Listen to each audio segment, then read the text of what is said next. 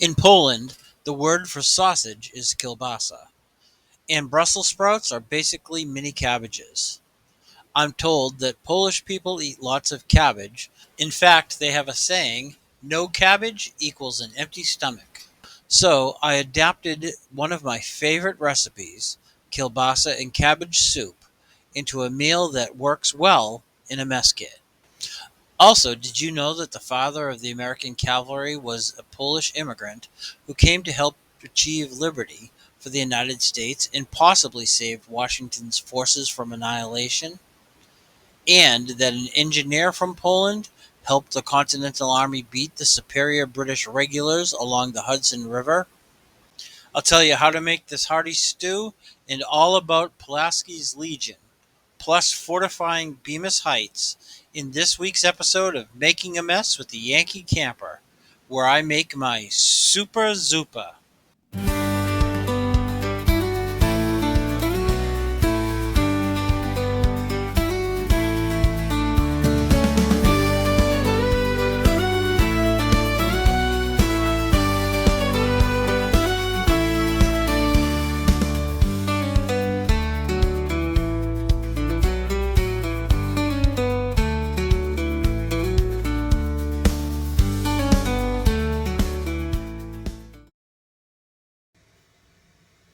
Today I'm going to put together a recipe based on a soup that I've been making for years.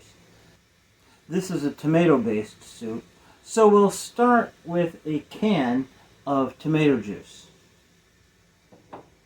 We'll also want 2 dried smoked sausages, 4 Brussels sprouts washed, a shallot, 4 ounces of diced carrots,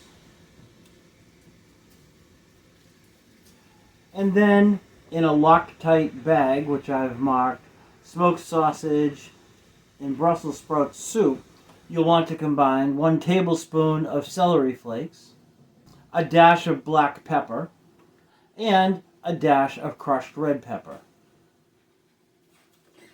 Optionally, you can include a small packet of grated cheese. Add in the tomato juice, Brussels sprouts, shallot, the 2 sausage sticks, the carrots, and the packet of Parmesan cheese. Close that up, and I'll see you at the campsite for making dinner. but first, let me tell you why America owes a debt of gratitude to Poland. Casimir Pulaski, who, during the latter part of the American Revolution, created from nothing an elite corps of horse soldiers that came to be known as Pulaski's Legion.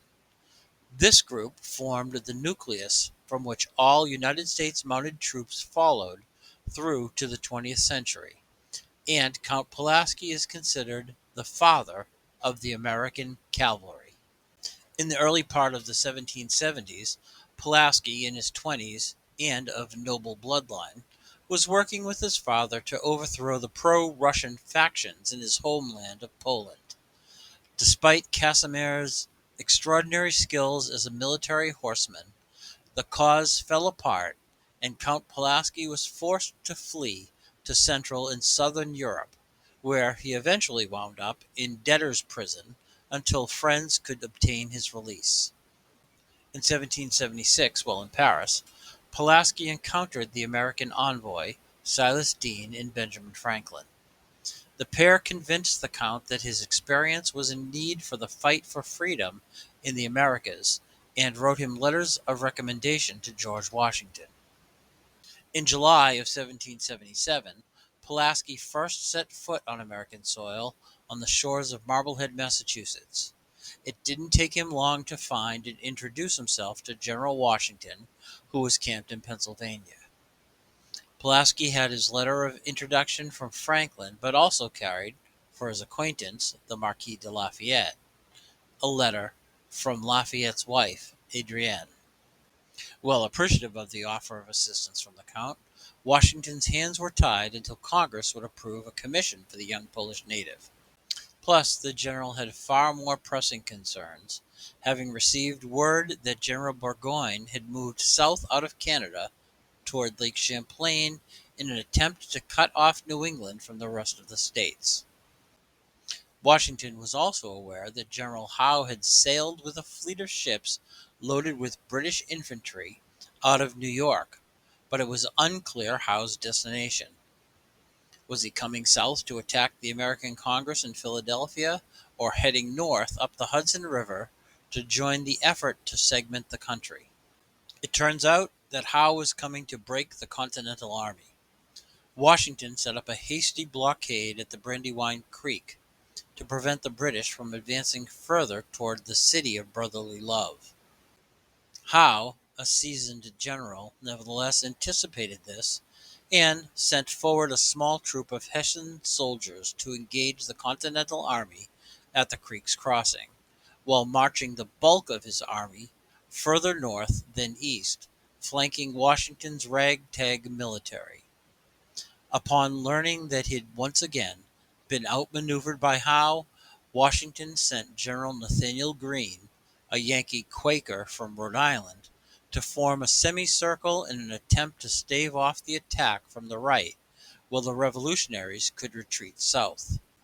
Greene was barely holding the British regulars at bay when Pulaski, with no rank or authority, took it upon himself to gather a number of mounted Americans and led a charge that helped to thwart and hold back Howe's advancement until darkness fell.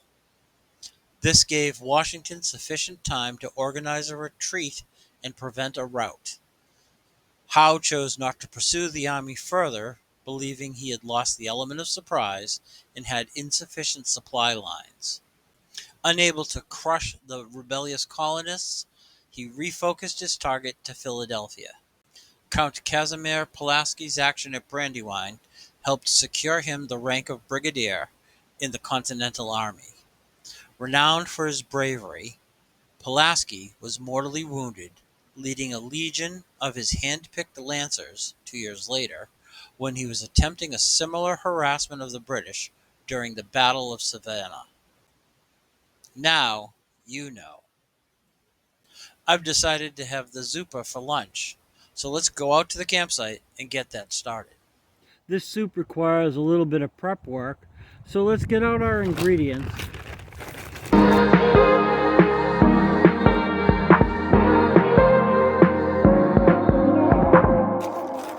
Put this bag aside. Now you want to be sure that the Brussels sprouts are clean. I've rinsed these. So the first step is to peel and cut the shallot.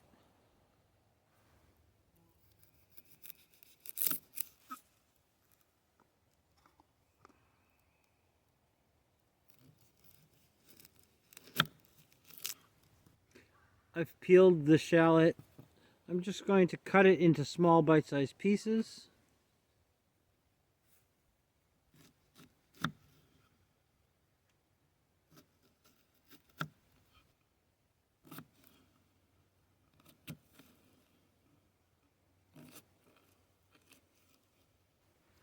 I'm going to put these into a bowl.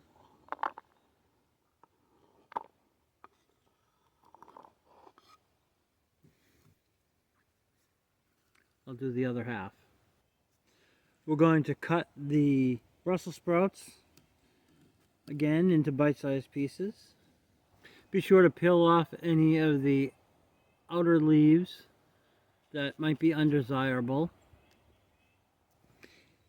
And if you leave the end on, it gives you a place to hold the Brussels sprout while you're cutting.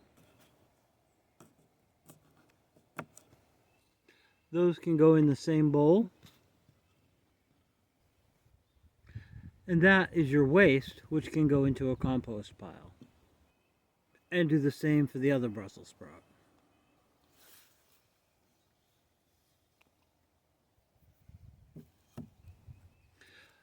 The next step is to open and cut into small pieces your smoked sausage.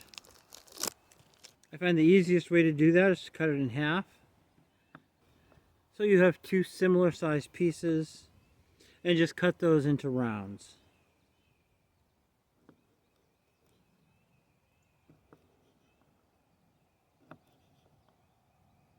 I'll finish that and I'll be right back.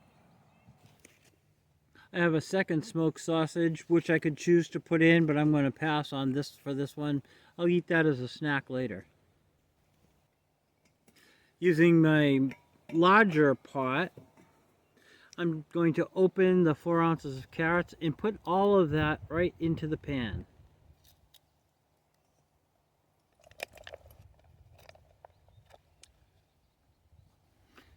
Next, I'll add in all of the contents from the bowl.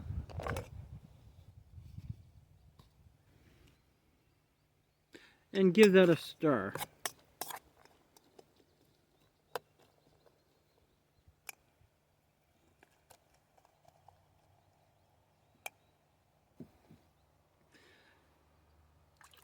Shake my tomato juice. And pour that right in as well. I like to add a little bit of water into the can.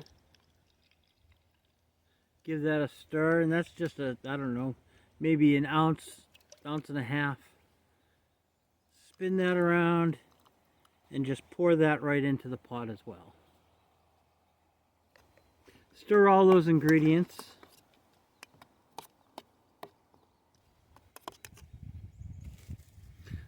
The last step is to mix in your dry ingredients.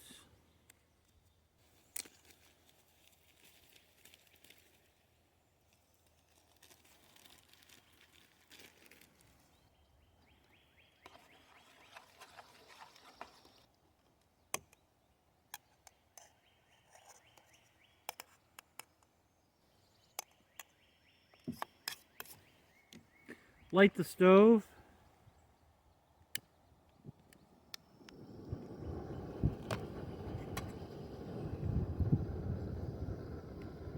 Place the pot on top.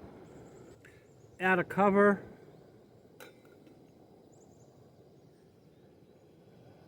And let that come up to a boil. That should take, probably about 3 minutes before that starts to boil. It's been about 3 minutes. Let's take a look. Yep, that's starting to boil.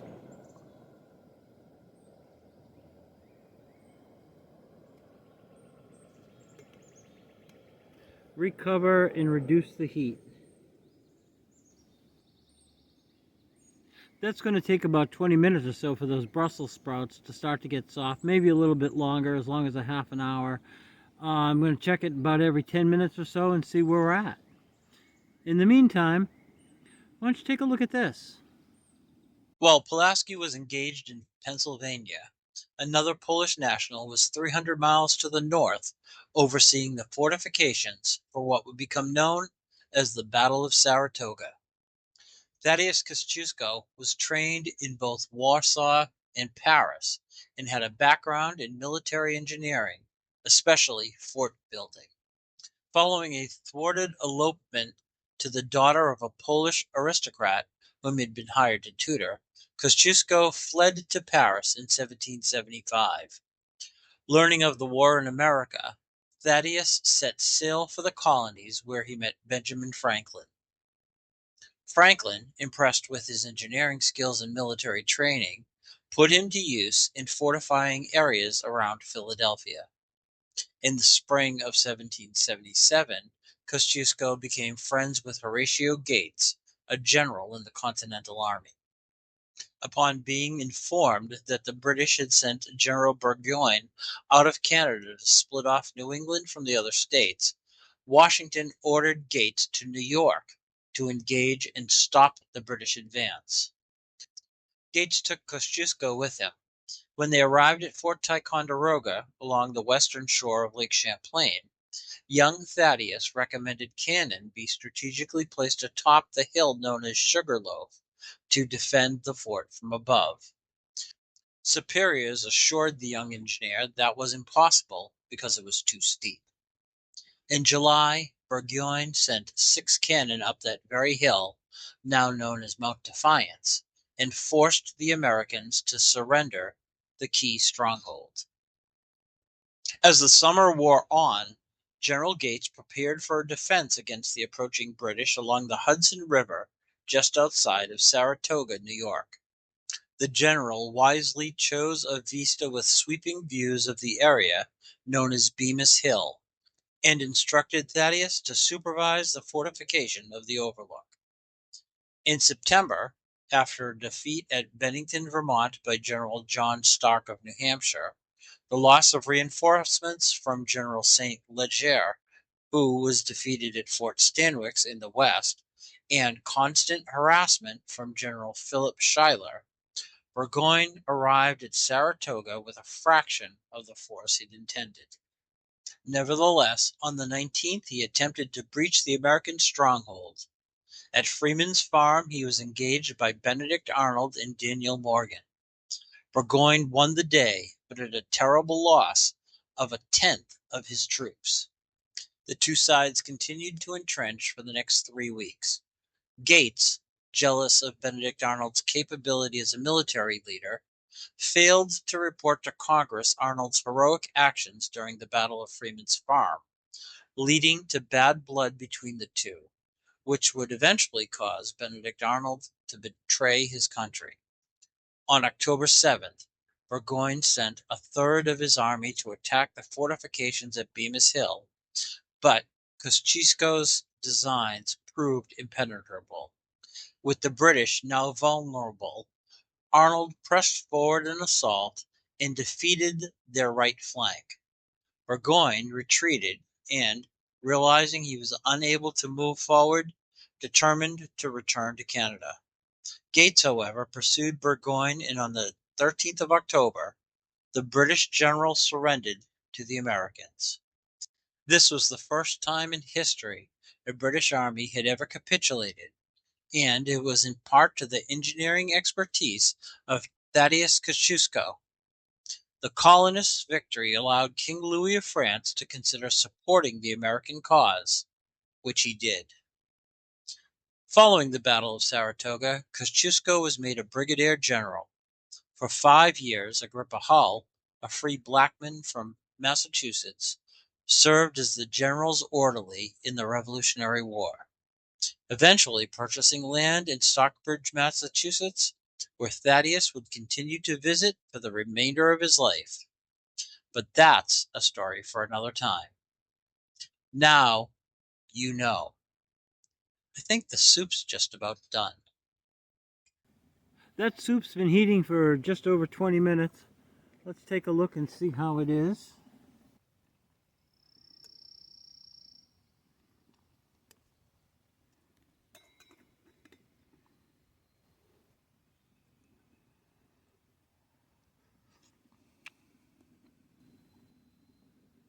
Yeah, that soup's done. Let's take our pot holder, remove the soup from the stove, and turn off the burner. I'm just going to take my bowl, move this over here.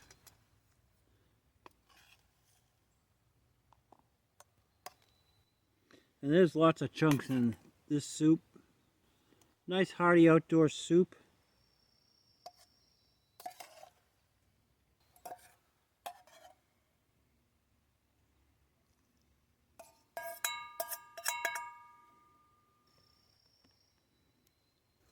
Let's place this pot out of the way.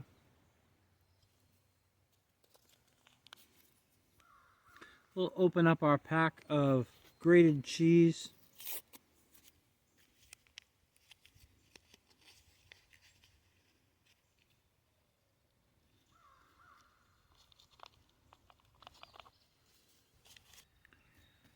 There you have smoked sausage with Brussels sprout soup.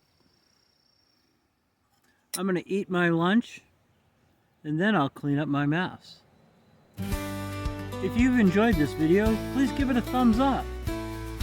Be sure to subscribe to my channel. I put out videos like this every week, either mess kit cooking in my Making a Mess series, or campgrounds like here at Nickerson State Park, or camping gear.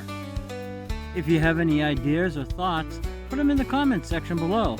I try to answer every single posting. Thank you for watching.